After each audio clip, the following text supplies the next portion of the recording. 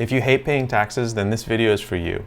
Today, I sat down with a cost segregation expert who specializes in helping people get huge tax write-offs from their real estate investments. And the information that we cover in this video is gold. I've used this exact strategy to help accelerate my real estate investment portfolio. And if you're not familiar with just how good the tax benefits are for real estate, then you need to watch. If you get any value out of this video, please remember to like and subscribe. And without further ado, let's get into it. Today, we're lucky to have Rhett Gagan. He's with Cost Segregation Authority. The company's been around since 2006. Rhett's been with the company since 2013, so just over 10 years, so congrats on that. And they've saved millions of dollars for real estate investors by understanding how to accelerate tax write-offs for real estate. So Rhett, welcome to the channel. Thanks, Cody. I'm excited to be with you. And so you can't tell all your viewers, I guess. Right on. So you can't really tell from the video, but Rhett is actually joining us from Utah. So how is it out there right now?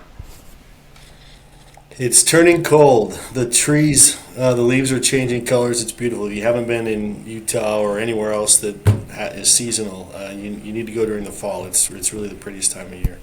So getting ready for the snow and the ski season. So excited. Awesome. Well, just a quick disclaimer for this video. So I'm not a tax professional, so make sure to double check all of this with your accountant. But like I mentioned before, Rhett has a ton of experience helping investors accelerate tax write-offs. So we're lucky to have him. So I'm a multifamily broker here in Southern California. We work with a lot of mom and pop type investors as well as institutional investors. But when we're talking with newer investors, we're always talking about appreciation. So your property value is going to go up over time. And when depreciation comes up, sometimes they can get confused about it and not understand that it's actually a huge benefit for them. So this is your world, Rhett. Can you explain to us a little bit about what depreciation is exactly? Sure. The appreciation of a property is incredible, right? And that's what makes real estate so powerful. Depreciation, we and most savvy investors tend to view it as a tax advantage.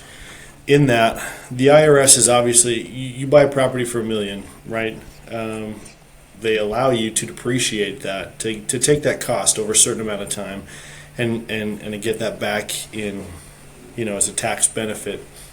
So depreciation is really accounting for the wear and tear of an asset, right? And there's different life periods for different assets, but in a nutshell, it allows you for the as you know, as a real estate investor, the properties don't stay pristine. It doesn't always smell like fresh paint and fresh carpet, right? 10 years down the road, you should get some credit for the costs that you put towards those properties, and that's what depreciation does. It allows you to account for the wear and tear of a property. Got it. And the way I understand it is the IRS, like when you buy a piece of property, they split it up between the land value and then the value of the structure. And the structure is really what deteriorates over time, like you were saying. So they're giving you this tax credit to account for that. And most investors, if they're not doing cost segregation studies, they're depreciating, it's called straight line depreciation, is that right? Yeah, typically, right. So you're doing nothing to the land, so they don't let you depreciate that, right? They just say, sorry, that's not your asset that you're helping improve.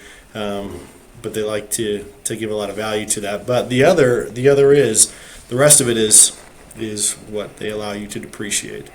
And there are different life periods. So, but as you think of the life of different assets within a building, as you buy a property, typically you may understand that and look at that as one big asset, one big investment, right? You're buying a multifamily complex, or you're buying a commercial property. That's a big asset. Well, if you take a step back, let's step back and say, okay, and think of it more on the lines of improvements, right? As you buy an asset, you might notice that certain assets need to be replaced. You might need new carpet. You may need a new roof. You may need different things, right, in there to improve that building.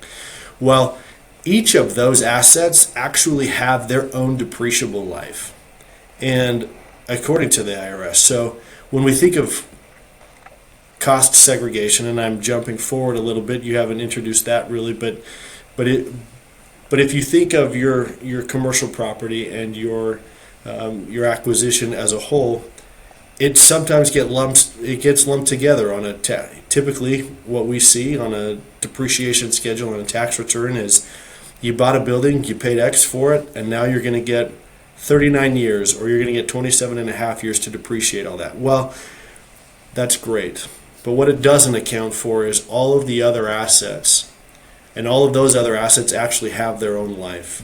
And they have, and you know this, and so do your tax preparers. If you replace carpet, you know that that's going to be a 5-year asset or 7, depending on what type of building it's put in. But typically it's a 5-year asset. But what about all that? What about that asset that's already there, right?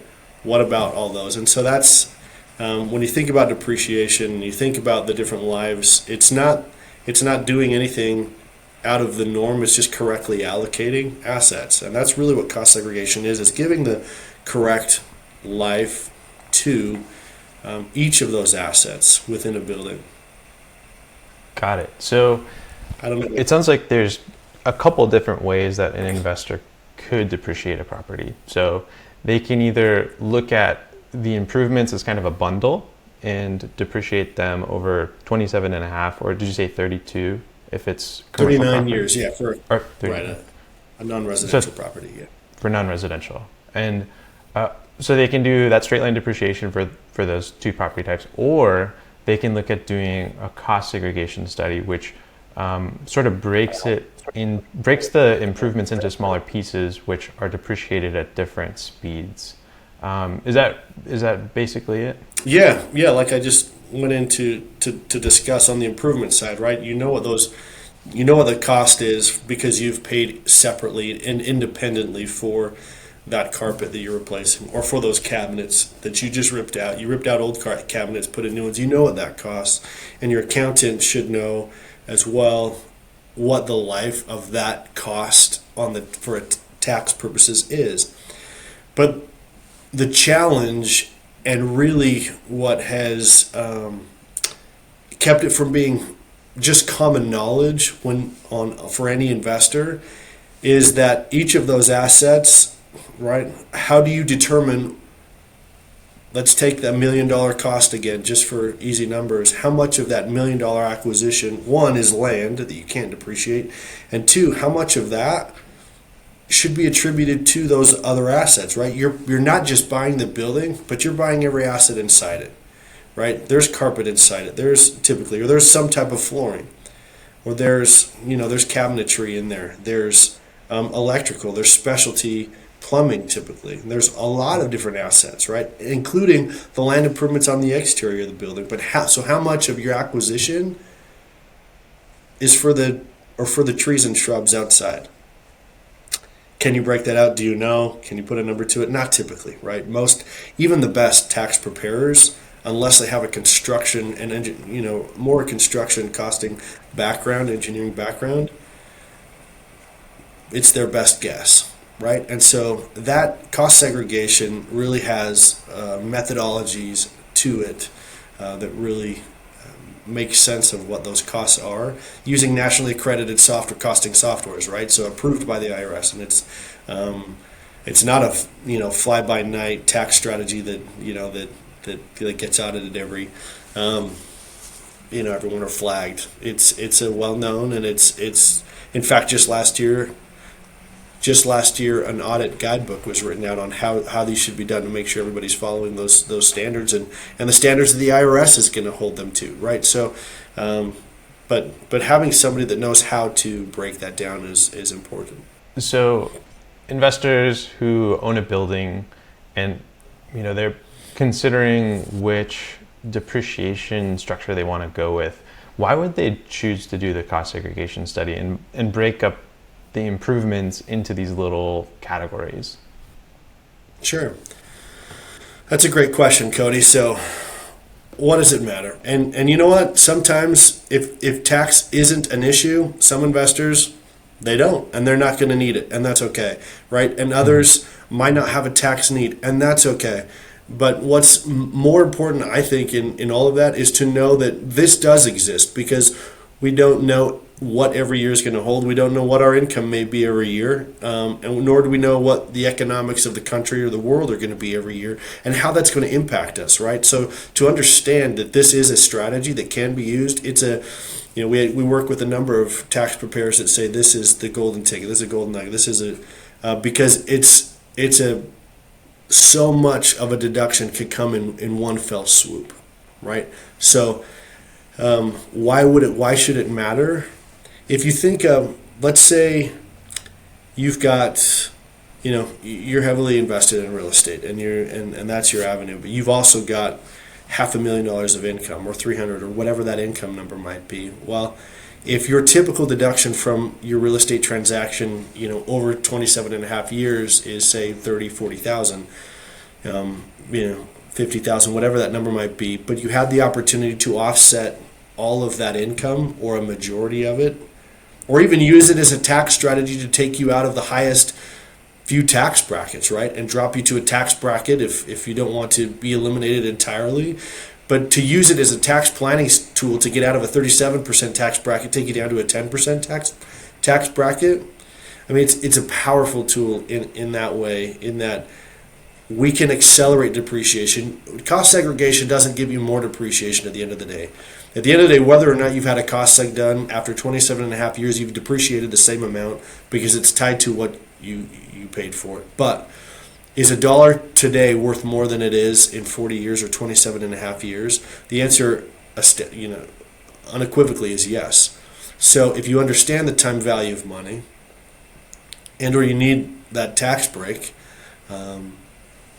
accelerating your depreciation offsets the amount of tax that you would pay in any given year, and can be extremely powerful in freeing up the capital that you have to then increase your portfolio by acquiring another property and continuing to utilize that tax strategy and then doing it again and again and again.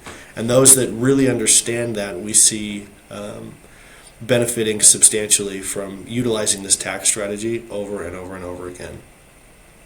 I see. So basically what's going on is you guys come in, you do your study, you break up the property into smaller parts, which are then depreciated at different time frames.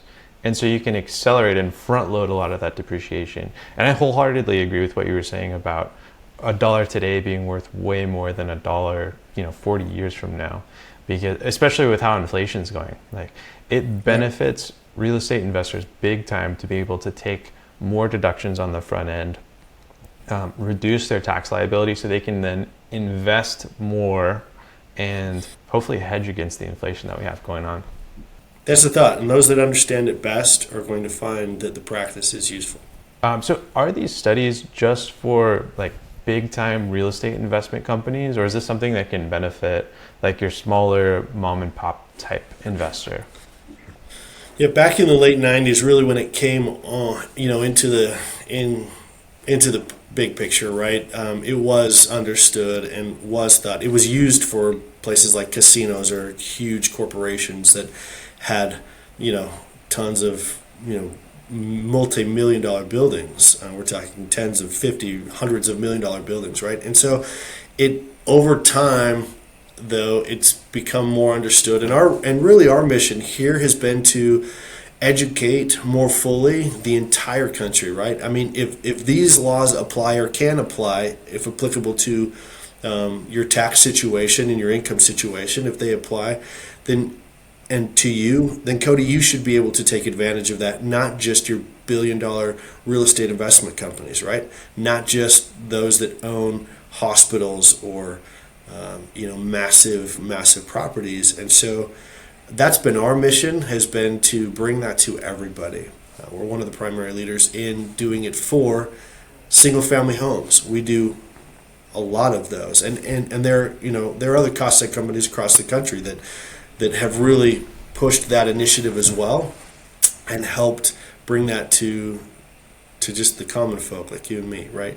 So although it had been understood, and frankly, in the last 10 years that I've been doing it, 10 years ago, I think even more so, prior to the Tax Cuts and Jobs Act, even tax preparers, We see it today still, but I think less than we had, 10 years ago, where tax preparers just felt like my clients don't own properties less than 5 million or 10 million, so cost seg's not even something I'm going to bring up, which is a bit naive into the benefit. Nor is it, granted, there might be a significantly greater benefit given the property size being 10 million versus, one or two, but we do single family homes with less than 100,000 in basis sometimes when we can make it make sense.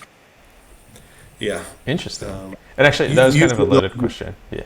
Yeah. In those situations, it's all relative to what the tax preparer needs, right, and wants. If they've got a $20,000 tax, burden, and we can help eliminate that, and their properties are smaller, and we can mitigate that. So it really comes down to, what do you need as the taxpayer, and can you use this in your situation? Got it. But certainly, we can make it make sense.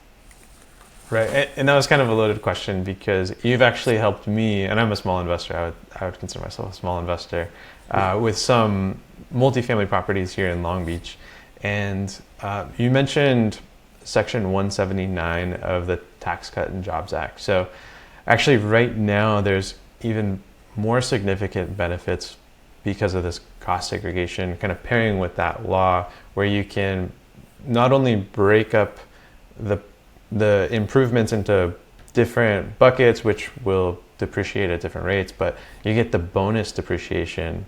And I think it's starting to phase out this year. Can you talk a little bit about Section 179 and what's going on there? Yeah, so not to confuse those listeners, 179 will involve commercial property improvements, but what you're referring to specifically is a different section, 168. 168K specifically, which is bonus depreciation, and it's not something that is necessarily relatively new in the last 20 years, but it was changed, and it really changed the landscape. The qualifications for it were altered in the Tax Cuts and Jobs Act, dating back to September 27th of 17. Right? Typically, we say 2018, but there was a window at the end there of that year that allowed those that had invested in properties and real estate, and any assets, actually. Really, the way that the law is written, bonus depreciation is for tangible assets with a life less than 20 years, with a life 20 years or less. So, does it apply to real estate? Not directly and independently, but if you break out those assets to their correct life, let's say your carpet, for example, your cabinets, for example, those are the most common, that's why I keep bringing them up. They now have a life of 5 years, so the cost towards that asset can be accelerated. Say it's of that $1 million, it's 20 grand. Now that 20,000 can be taken in 1 year and could be taken in the first year, right? So bonus depreciation was accelerating that, what we call modified accelerated cost recovery system, right? So we're accelerating depreciation, and bonus accelerated it even more, right? So we took 5-year assets and put it into the first year you could take that depreciation. So to go, instead of taking an asset, break it over 5 years, but to get all that in one, or even 15 years, and to get that all in 1 year, was having a huge impact. And the phase out that you were referring to did start in 2023 and will continue to phase out until for the next 3 years, as next year we'll go down to 60%. This year it phased out to 80% can be of those assets less than 20 years of life can be taken in the first year, and then the remainder will be spread out over its particular life, and that'll go to 60 next year, then 40 the following, and 20 until it phases out back to where it was originally. And so for me, when I did the cost segregation study with your company, you guys did the study, and like you're mentioning, all of the items on the study that had a useful life of less than 20 years, I was able to take all of those in year one. So it was a massive tax deduction in the first year. And I think because I'm a real estate professional, I was able to use that also against active income, which I don't think everybody can do that, right? No, you're right. There are passive investors, and this changed back, somewhere, in the '80s, where you had wealthy individuals who realized the way the tax code was written, they could invest a pitiful amount into real estate and get huge tax deductions. So the Hmm. IRS revamped that a little bit, and the way it currently sits still current today is passive income can or passive losses can offset passive income, and do for typical investors, with the caveat of a real estate professional, you have more doors open, right? It doesn't necessarily mean every deduction you can utilize, but it does open you more doors to give you access to utilize deductions that may not be active deductions, to offset that active income. I see. I want to revisit that, but before we get more into the real estate professional status, can you give us an idea of what a cost segregation study would do for just the average investor? So, a lot of the viewers of this channel invest in small multifamily property here in Southern California. If someone Okay. were to buy, let's say, a $2 million apartment building and they were to do a cost segregation study, what might that look like? Both The the benefit. cost of the study and the benefit. What what would that sizable what would the size of that benefit look like? Correct, yeah. Yeah, what kind of deduction would you be looking to? Well, so two things come into play, right? One is what we mentioned and referred to earlier that I'm going to refer back to now, which is you're subject to land, right? And that is going to change wherever your investment is. And that's what really makes no two single properties exactly the same. Because Hmm. no two different properties sit on the exact same plot of land, right? So the first thing you have to understand, and we'll just use, okay, so you've got 2 million. Typically in Long Beach or Orange County, LA County, um, and other highly sought after counties, land value goes up, right? And we know this, right? That's where the real estate goes up, and frankly, that's why people do invest in it. They know that they have an asset that will continue to appreciate. But on the cost seg side and on the depreciation side, we offset first that land. So which is typically around 50%. So now you're looking at a deduction, a possibility of a deduction, depreciation around $1 million. We'll just keep it easy. It's not always 50%. It's going to range, but it will fall somewhere in line there, 40 to Hmm. 50, right? Sometimes higher. So we've got $1 million to work with. Now, a typical multifamily will involve a lot of improvements on the inside, where you've got an issue as well with, places like LA, Long Beach, San Francisco, New York. There's not a big footprint. Most of the time, the building takes up a large chunk of the footprint too, so there's not a lot of exterior to be taken, which is another impactful benefit, are the land improvements. So you're likely looking on that property somewhere between 250 to $400,000 deduction, and that's just spitballing, right? So of that $1 million, yeah, we might get somewhere between 25 and on the high end probably 40. So realistically, somewhere land around 30% of the depreciable value. So you add the land back in. You don't quite make up maybe your full investment, but to be able to get a big chunk of your initial investment, if you put 20% in, and to get, you know, 300 back, or in that ballpark, is enticing. At least for me, it would be. Yeah, definitely. So, just to summarize, so you're buying the building for 2 million.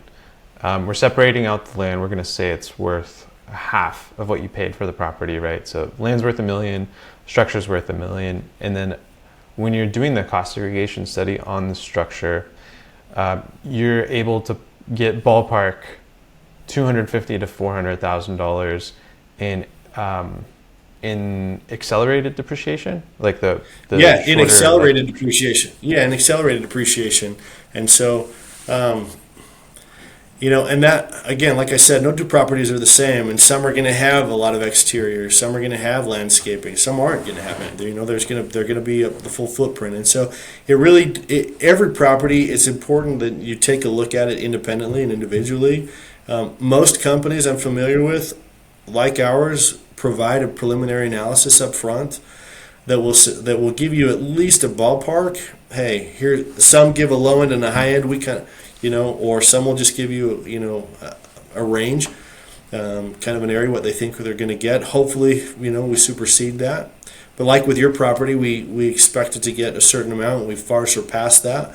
And it just depends. It just depends on each property. But that's what's important, I think, for those viewing this, is that they know that they can get a preliminary analysis before they commit to anything, just to get them an idea. Most companies will provide that and give them a fee for those as well. And that fee should be a flat rate, right? It should have no reflection of the amount of benefit. It shouldn't be impacted by the benefit they get you, although that would be nice on both ends. But I think the IRS understands that too, which is why they discourage that. So you can get an idea up front what that is going to look like, what that would look like, and how much it would cost you. Yeah, and that's one of the things I really like about your company and the service you offer is when I was interested in doing this with a property that I owned, I approached you and said, hey, what do you think the ballpark write-off would be? And you guys were able to do a preliminary analysis and give me that ballpark number before I had to pay any fees or commit to anything. So, kudos to you for that. I think that's a great strategy.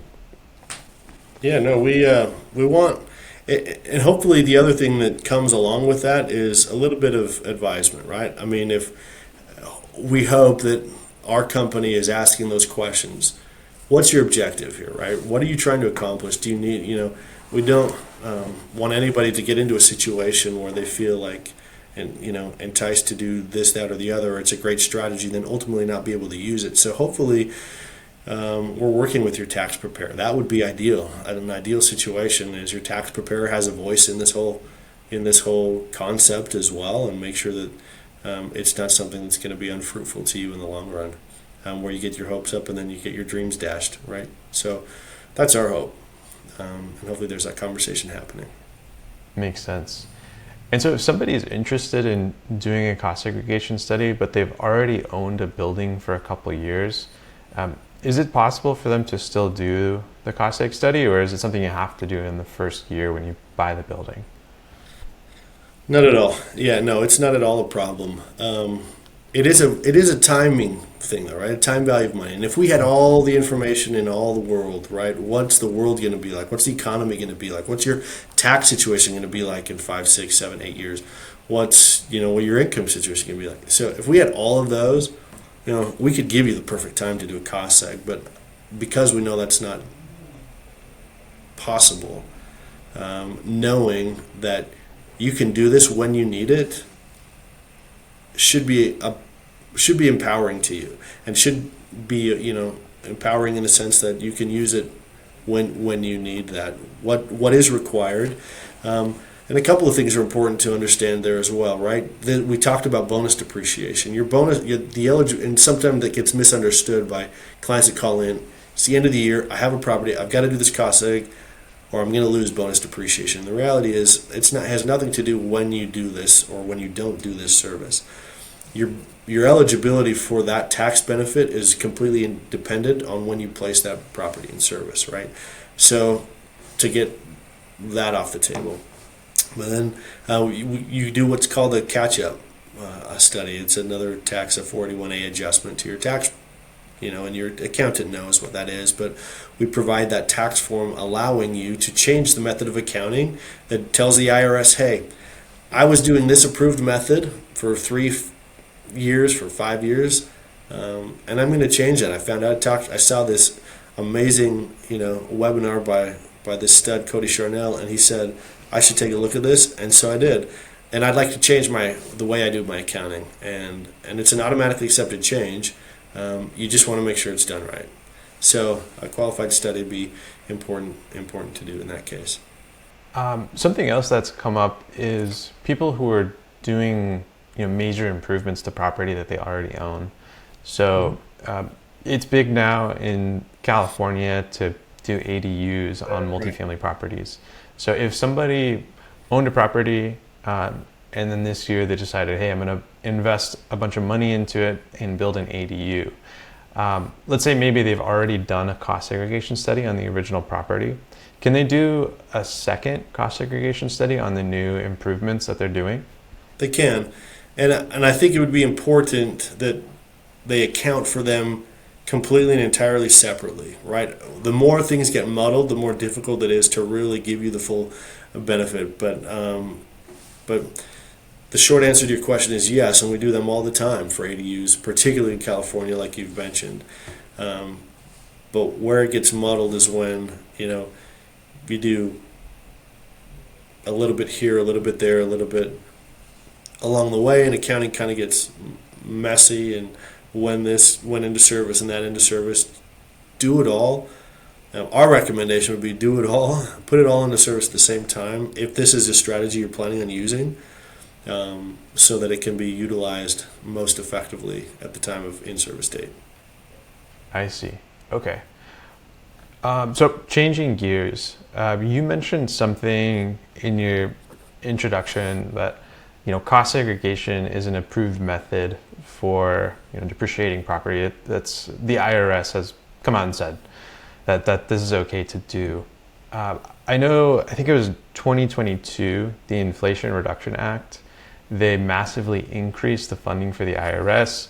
I think it was something like 79 billion is what they're pumping into the IRS. Right. And the goal of that is to get more tax revenue. So, have you seen any changes in the way the IRS is treating these cost segregation studies? Are they being more aggressive in, trying to audit these people who are doing the studies, or is there any risk in doing this now?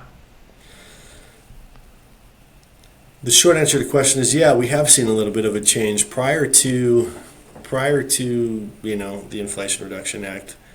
Audits were so few and far between. It really, and we really didn't see many of them come into play until we were talking about tens of millions of dollars worth of real estate, right?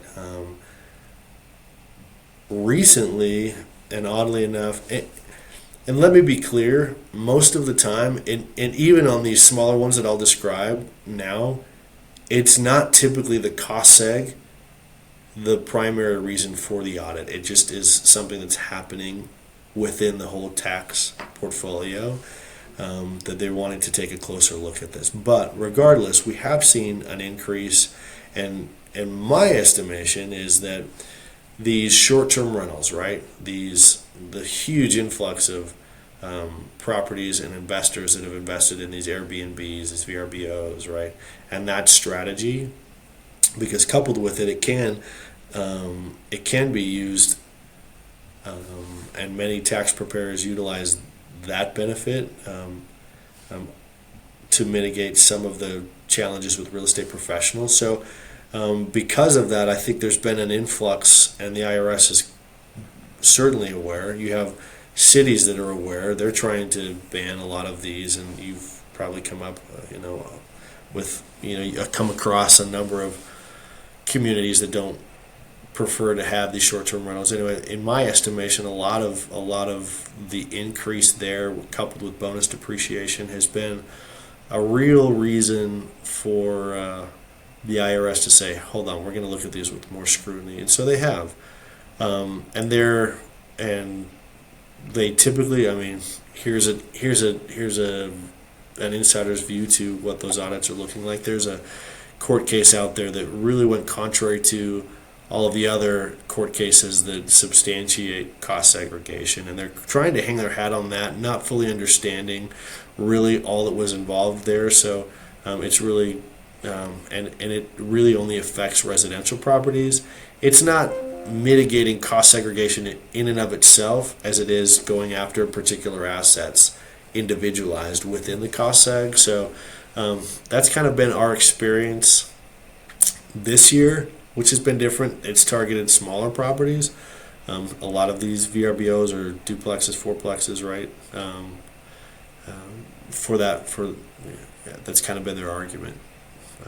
But That makes sense. And actually, that kind of goes hand in hand with the bonus depreciation that we were talking about earlier. So I have a lot of clients who want to qualify for the bonus depreciation, and there's really two main ways that I know you can do it. So number one is to have real estate professional status, and so that real estate professional status allows you to do a cost segregation study, and then you can use all of the passive losses from your real estate to offset your active income, your real estate income. So it's been a big strategy for high income earners who have a spouse who may not have a full-time job. So the non-working spouse will become a real estate professional.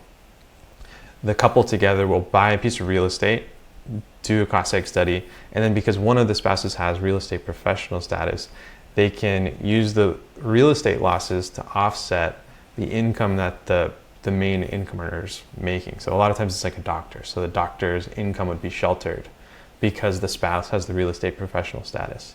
So that's one way you can qualify for the bonus depreciation. But I know they call it the short-term rental tax loophole, right, where if you spend a certain amount of time managing a short-term rental, that gives you the same benefits. So you don't have to be a full-time real estate professional. You just have to, have the qualifying hours running a short-term rental. So it makes sense that the IRS would look at those situations a little bit more closely. yeah, Cody, it's interesting. You bring those up, and both strategies that we've seen done over the years, right? And to be clear, that quote unquote loophole really is satisfying. Just it's taking the non-real estate professional and leading them to a door that in the past has only been available to real estate professionals to open and say, okay, now I need for my properties, I need to make sure I do X, Y, and Z. Okay, and it's like that secret passage, right? You've played the game. There's secret passage to it, to the secret room, right? Now that loophole has given them passageway to that door. You're still having to meet certain qualifications and certain criteria, but each property can be treated independently. And so in all of this, as you're talking about this, my thought really that I think is important for your viewers to understand is that their relationship with their tax preparer needs to be paramount, right, in this, and those discussions need to be part of this planning before. Because they can hear all this good news, and we've shouted it for years, and it's incredible. I love it, right? But it's so vital that you not get sucked into something that you can't use, right? So make sure, and just like cost segregation, preparers are not all the same. All the reports, despite what the world might think, just like me handing my W-2 or whatever, all my tax information to 5 different tax preparers, I'm going to get 5 different returns. Why? They're all different, right? And the same applies for cost segregation. You give 5 different companies a different, the same opportunity with the same information.